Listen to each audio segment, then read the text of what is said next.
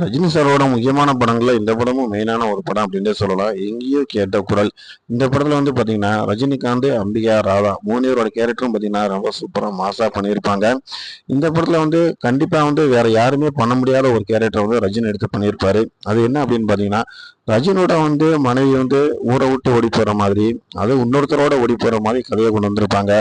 ஆரம்ப காலத்துல இந்த படத்துல மத்தவங்களா நடிக்கிறதுக்கு யோசனை பண்ணனால ரஜினி இந்த படத்தை நான் நடிச்சு தரேன் அப்படின்னு சொல்லி இந்த படத்தை அவர் நடிச்சிருப்பாரு. இந்த படத்தை பஞ்சு அருணாச்சலம் கதை வசனத்தை தயாரிச்சிருப்பாரு. எஸ்பி முத்துராமன் இந்த படத்தை இயக்கியிருப்பாரு. இளையராஜா இசையோட இந்த படத்துல பாத்தீங்கன்னா பாடல்கள் எல்லாமே ரொம்ப சூப்பரா வந்திருக்கும். படத்தினுடைய கதை என்ன அப்படின்னு பாத்தீங்கன்னா, ரஜினிகாந்த் ஒரு எளிமையான குடும்பத்தை, அதாவது தன்னிறைவு போதும் அப்படின்னு ஒரு வாழக்கூடியவர். அவரோட முறை பொண்ணுங்கள் அம்பிகாவும் ராதாவும் தான். அம்பிகா மூத்தவங்களா இருப்பாங்க, ராதா இளையவங்களா இருப்பாங்க. அவங்களோட அப்பா ஊர் பஞ்சாயத்து தலைவரா இருப்பாரு.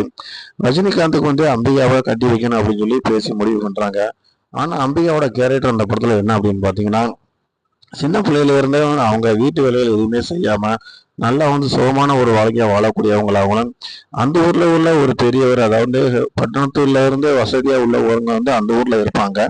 அவங்கள்ட்ட அவங்க கொஞ்சம் ரொம்ப அப்படியே இன்வால்மெண்ட் ஆகி எப்பயுமே அந்த வீட்டுல போய் தஞ்சம் அடைஞ்சு அந்த ஒரு சந்தோஷமான ஒரு வாழ்க்கையை வாழணும் அப்படின்ட்டு விரும்பக்கூடிய ஒரு கேரக்டர் அம்பிகா நடிச்சிருப்பாங்க.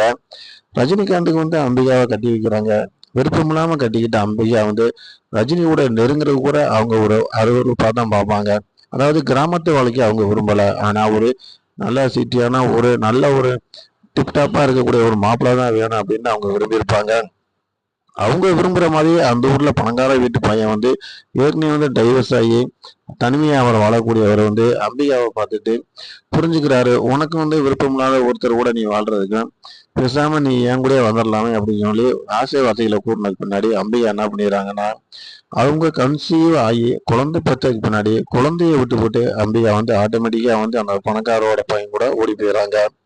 இது தெரிஞ்சு ரஜினிகாந்த் ரொம்ப மனம் உடைஞ்சு போயிடாரு. தான் குழந்தைய வச்சுக்கிட்டு ரொம்ப வேதனைப்படுவாரு. இந்த மாதிரி ஒரு தான் ஃபர்ஸ்ட் ஹாப்ல காமிச்சிருப்பாங்க. இதுல பாத்தீங்கன்னா ஊர்ல இருக்க மத்தவங்க எல்லாருமே ரஜினி தப்பு தப்பா பேசுவாங்க. உங்களுக்கு கல்யாணம் ஆகி பொண்டாடி உன் கூட வாழலனா நீ ஆம்பளே இல்லடா அப்படின்ற மாதிரிலாம் அவர் காதுபடி பேசக்கூடிய விஷயங்கள் இந்த படத்துல நிறையவே வச்சிருப்பாங்க. இது எல்லாத்தையுமே கடந்து ரஜினி ஒவ்வொரு இடத்துலயும் யார் அப்படி சொன்னது, உங்களுக்கு நான் இங்க என்ன நடக்குன்னு தெரியுமாடா, என் வாழ்க்கை என் கையில அப்படின்ற மாதிரி ரொம்ப ஒரு தெளிவான ஒரு முடிவோட அவர் வாழ்ந்துகிட்டு வருவாரு. ஆரம்பத்துலேயே ராதாவுக்கு ரஜினிகாந்த் மேல ஒரு ஆசையும் அன்பும் இருக்கும்.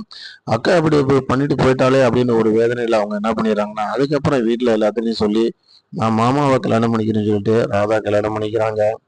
அவங்க பாத்தீங்கன்னா ரொம்ப அன்பா பாசமா அதே மாதிரி ரஜினி மேல தான் உயிரா இருப்பாங்க. ஒவ்வொரு விஷயமும் ரஜினிக்கு பார்த்து பார்த்து செய்வாங்க. அவர் கொண்டு வந்த வருமானம் தனக்கு போதுமானது அப்படின்ற அளவுக்கு அவங்க ரொம்ப விரும்பி இருப்பாங்க. அம்பிகையோட கேரக்டர் பாத்தீங்கன்னா, அதாவது ராதாவோட கேரக்டர் பாத்தீங்கன்னா ரொம்ப அழகா சூப்பரா சூப்பரா செதுக்கியிருப்பாங்க. இயற்கையாவே அக்கா தங்கச்சி அம்பிகா ராதா இருந்தாலும் இந்த படத்துலயும் அதே மாதிரி அவங்களுடைய கேரக்டர் செதுக்கியிருப்பாரு நம்ம எஸ்பி முத்துராமன். அதே நேரத்துல பாத்தீங்கன்னா அம்பிகா அந்த ஊரை விட்டு டவுனுக்கு போனதுக்கு பின்னாடி அவங்க என்ன நினைக்கிறாங்கன்னு பாத்தீங்கன்னா, தன்னுடைய குற்ற உணர்ச்சியால அந்த பணக்கார வீட்டு பையில தொட விட மாட்டாங்க. இது ஒரு கட்டத்துக்கு மீறி அப்படியே கடந்து கடந்து போனதுக்கு பின்னாடி அவரே என்ன சொல்லிடுவாருன்னா, உனக்கு குற்ற உணர்ச்சி அதிகமா இருக்குன்னா ஒன்றும் தப்பு இல்லை, நீ திரும்ப உங்க ஊருக்கே போயிரு அப்படின்ட்டு அவர் சொல்லிடுறாரு.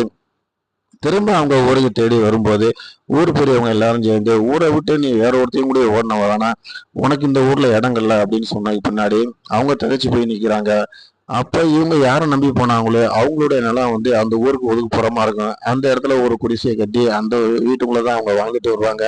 அதாவது ஒரு துறவற வாழ்க்கையா தன்னந்தனியா வாழ்வாங்க அம்பிகா. இதுக்கிடையில ரஜினிக்கும் அம்பிகாவுக்கும் பிறந்த குழந்தை தான் மீனா. நம்ம நடிகை மீனா சிறு இடத்துல நடிச்சிருப்பாங்க. ரொம்ப ஆக்டிவா சூப்பரா நடிச்சிருப்பாங்க. அந்த குழந்தை ஒரு கடத்துக்கு மீறி என்ன பண்ணிடுறாங்க அப்படின்னு பாத்தீங்கன்னா, அம்பிகாவுக்கு தெரிய வருது, என்னடா நம்ம நம்ம குழந்தைய நம்ம பார்க்க முடியல சொல்லி ரொம்ப ஃபீல் பண்றாங்க. ஒரு கடத்துல தன்னோட தாயாரை கூப்பிட்டு, நான் ஓடி போனது தப்பு தான், ஒரு சின்ன சலனத்துல இந்த தப்பை பண்ணனே, ஆனா இன்னைக்கு பாத்தீங்கன்னா அவரும் என் மேல கைப்படவே கிடையாது. நான் இன்னைக்கும் என் வீட்டுக்காருக்கு நான் உண்மையாதான் இருந்திருக்கேன் அப்படின்னு சொன்னோடனே அவங்க அம்மா புரிஞ்சுக்கிறாங்க. ஒரு கட்டத்துல அவ ரஜினிகாட்டே தெரிவிக்கிறாங்க, அவன் மேல எந்த தப்புமே இல்ல, ஒரு சலனத்துல ஓடி போயிட்டா, ஆனா இன்னைக்கு அவன் உண்மையா தான் இருக்கிறா அப்படின்னு சொன்னதுக்கு முன்னாடி நோய்வாய்ப்பட்டு அம்பிகா வந்து முடியாம இருக்கும்போது அவங்கள வந்து பார்க்க ரஜினி வராரு. வந்ததுக்கு முன்னாடி தன்னுடைய கணவர்கிட்ட வந்து அவங்க மன்னிப்பு கேட்கறாங்க. நான் செஞ்ச தப்ப மன்னிச்சிருங்க. யாரும் செய்யாத தப்ப நான் செஞ்சுட்டேன். அது மட்டும் இல்ல, இது வந்து உங்கள்கிட்ட நான் மன்னிப்பு கேட்டதா என் மனசு சாந்தி அடையும் அப்படின்றாங்க. நான் இறந்ததுக்கு முன்னாடி என்னை அனாதை ஆக்கிறாதீங்க. உங்க கையால தான் என்னை வந்து நீங்க அடக்கம் பண்ணணும் அப்படின்னு சொல்லி ரஜினிகிட்ட அவங்க வந்து வாக்கு கேட்கறாங்க. ரஜினிகாந்த் அதை கொடுத்துறாரு.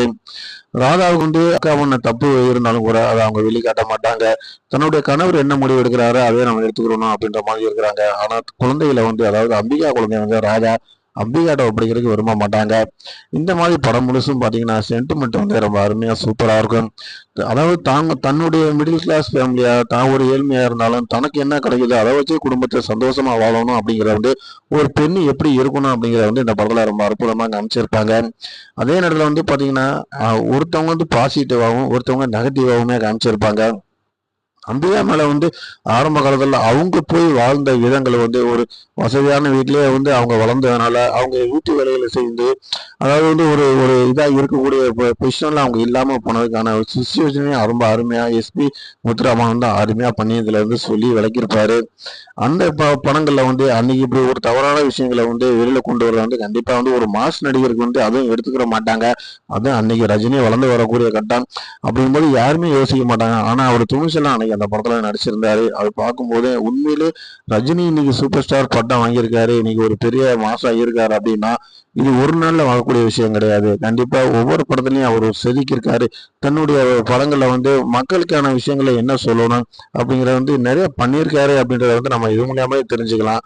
ஸோ ரஜினிக்கு பிடிக்காதவங்க யாருமே இருக்க முடியாது. அவரோட பழைய படங்களை நம்ம பார்க்கும்போது அதை பத்தி நம்ம கண்டிப்பாவே தெரிஞ்சுக்கலாம். அதுக்கப்புறம் வந்து அம்பிகா இறந்து போயிறாங்க. அம்பிகாவை அடக்கம் பண்றதுக்கு ரஜினி முயற்சி பண்ணும்போது ஊர் பெரியவங்க எல்லாருமே என்ன சொல்றாங்கன்னா, நீங்க இதை போய் செஞ்சீங்கன்னா கண்டிப்பா வந்து நாங்க உங்களையும் ஊரை விட்டு தள்ளி வச்சிருவோம் அப்படின்ற மாதிரி ஒரு டிமாண்ட் வைக்கிறாங்க.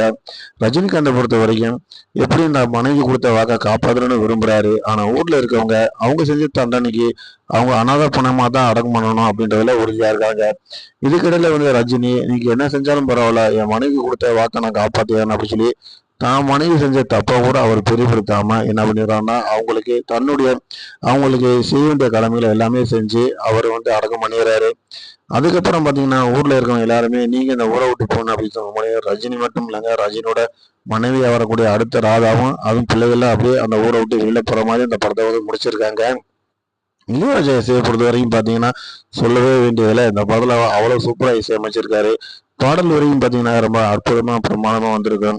எங்கேயோ கேட்ட குரல் அப்படின்ற படம் வந்து அன்னைக்கு வந்து ரொம்ப பாக்ஸ் அளவுல வெற்றி அடையல என்றாலும் கூட படம் வந்து சூப்பர் டூப்பர் அப்படின்னு சொல்ல முடியும்.